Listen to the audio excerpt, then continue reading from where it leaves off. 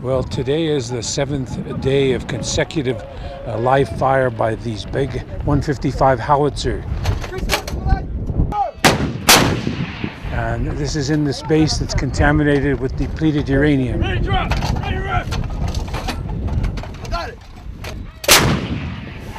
So the continued bombing and shelling is a desecration of the land, but it's also a real threat to the health and safety of the troops, of residents and visitors alike by aerosolizing the depleted uranium already present on this base.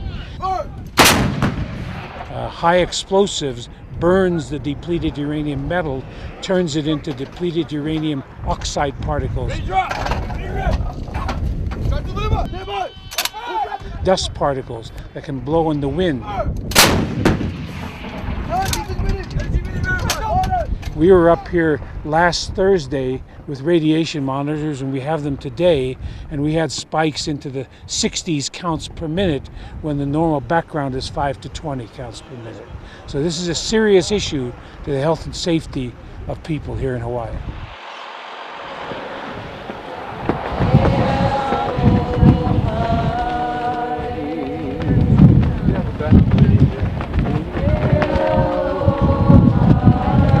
Well, the Nuclear Regulatory Commission gave approval for basically the military to continue all live firing on a base that's contaminated with radiation. Their requirement is to take one sample of sediment every several months in an area that would be the least likely place to have any depleted uranium. It's several miles upwind of where the base impact area is.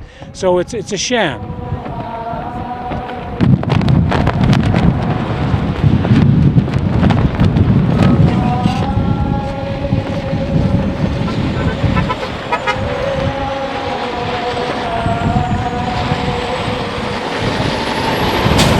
It's much like the bank regulators being part of the banking industry. The nuclear regulators are part of the nuclear industry, and they're a rubber stamp for the military.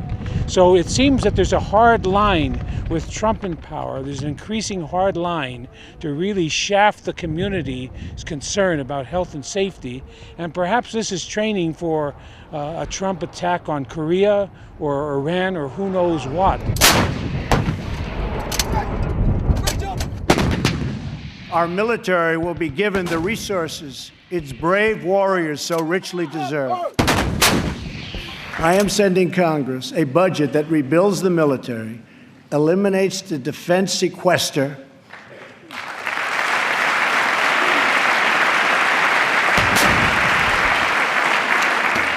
and calls for one of the largest increases in national defense spending in American history. There's an increasing escalation of a military budget, and the other end of that is cuts in human services for poor people, and a whole range of things, including Meals on Wheels.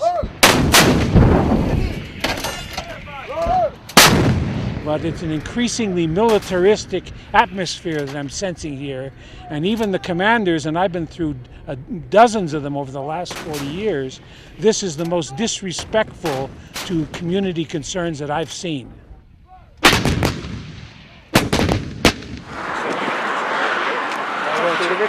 It's not our policy to accept deliveries. Is it possible for us to speak to council? There's no one here right now. Well, we went up to the gate here in February to try to hand deliver a letter that was really in the works since last September, when we submitted a series of questions dating back 10 years that we've been trying to get answers to about depleted uranium.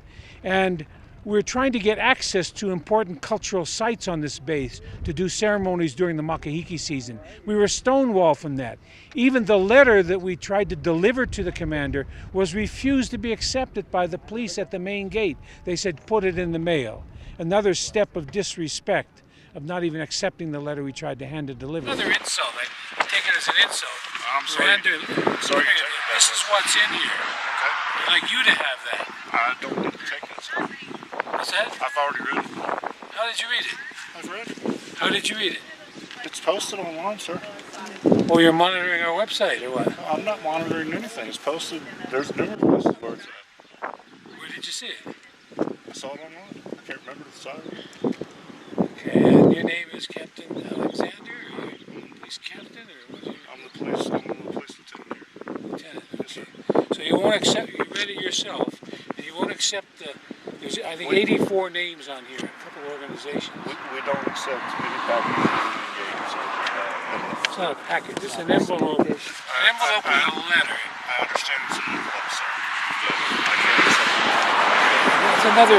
The letter. We don't take things from UPS, regular delivery service. We're not. This is not regular delivery service. We're not delivering a package. But anyway, we're talking about how we've been offended by the way you've treated us, and now you're adding to the offense by not even accepting the signed letters. We got to put it in the mail to you Well, instead of putting it. I So you're adding the insult to injury, in other words. I have no intentions of insulting. Well, you are, whether you realize it or not. I apologize.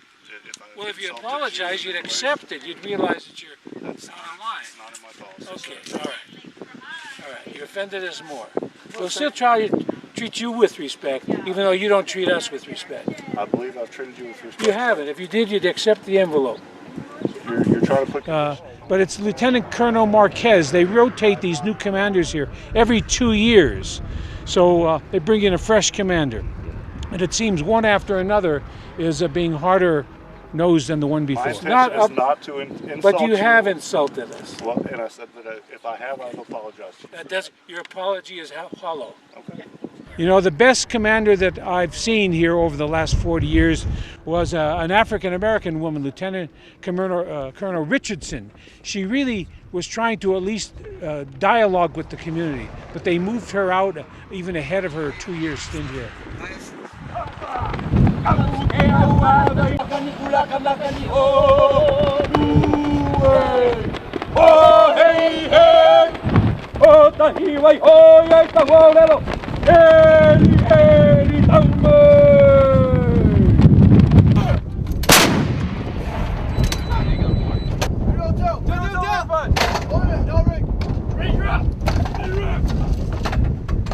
Well, there is the howitzer training going on right now. The 155s are taking place in Hawaii. Also is Air National Guard fighter jet training. They're not doing live fire here at Pohakuloa as far as we know, but there's 5 other states that do that are doing training with fighter jets here in Hawaii.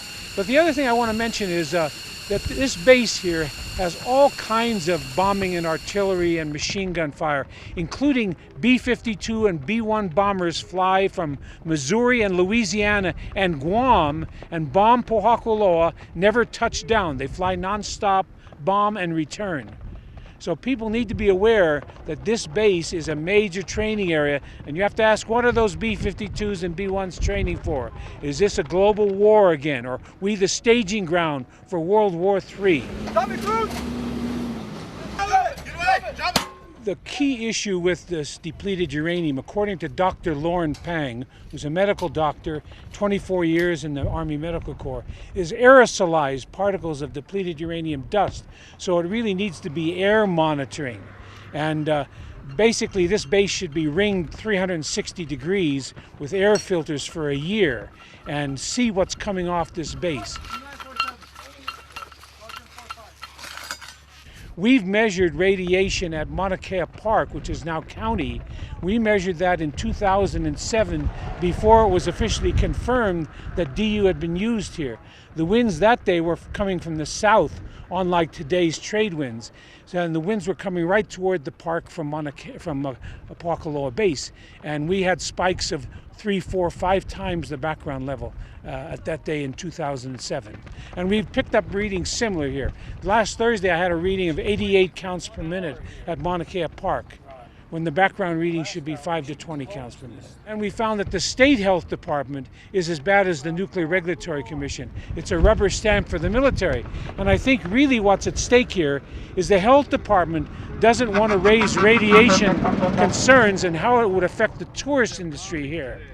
they're keeping a lid on the issue of contamination here, because a lot of these luxury South Kohala hotels, they're downwind of this military base, and they don't want to jeopardize the tourist industry. So they're putting health and safety secondary to the military.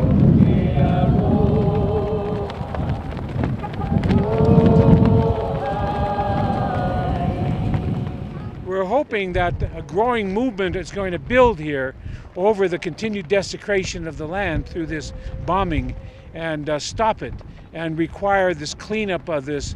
It's not just depleted uranium. The amount of lead that's been exploded here over the last 75 years is enormous, and there's a wide range of other military toxins. So this base is contaminated with a toxic stew of all kinds of contaminants. And remember, it's above our water tables here. Whatever's done on Mauka comes Makai. And the other thing, the military is trying to renegotiate a lease, an extended lease. This current lease expires 2029, and they want to get a longer term lease because their plans are to expend billions of dollars in modernization of facilities and expansion of facilities here. So one of the things we need to do is stop the state from leasing state lands to the military for this kind of desecration. So thanks for covering this, and I hope people come alive, express protests to the governor, to the congressional people, their state legislators, that this kind of desecration's got to stop.